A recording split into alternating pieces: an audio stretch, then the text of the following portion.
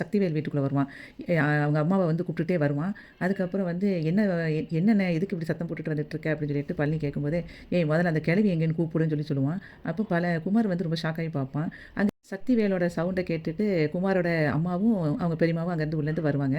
வந்தோடனே என்னங்க ஆச்சு ஏன் இப்படி கத்திக்கிட்டே வாரீங்க அப்படின்னு சொல்லும்போது, முதல்ல அந்த கிழவியை கூப்பிடு அப்படின்னு சொல்லிட்டு சொன்னோடனே என்ன இப்படி பேசுறீங்கன்னு ஃபஸ்ட்டு எங்கேன்னு சொல்லி உங்கள் மாமியாக்கார் எங்கேன்னு சொல்லி சொல்லு ஃபஸ்ட்டு அவளை கூப்பிடு அப்படின்னு சொல்லி சொன்னோடனே அங்கேருந்து அவங்க பாட்டி அங்கேருந்து வருவா.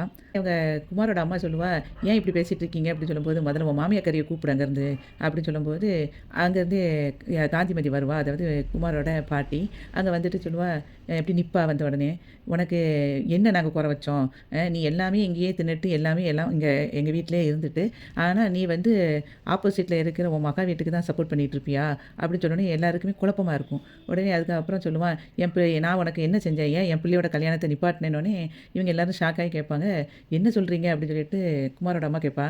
"நீ ஏன் யோசிக்கிற? வந்து அவங்களே சொல்லுவாங்க பாரு, கேளு நீயே கேளு. பிள்ளையோட கல்யாணத்தையே நிப்பாட்டியிருக்காங்க. அது எதுக்குன்னு சொல்லி கேளுன்னோனே, ஒரு நிமிஷம் இருங்க அப்படின்னு சொல்லிட்டு குமாரோட அம்மா சொல்லுவா, அத்தை சொல்லுங்க, நீங்க தான் நிப்பாட்டினீங்களா?" அப்படின்னு சொல்லி கேட்பா. சொல்லுவா காந்திமதி, "ஆமா, நான் தான் நிப்பாட்டினேன்" அப்படின்னு சொல்லி சொல்லிருவா.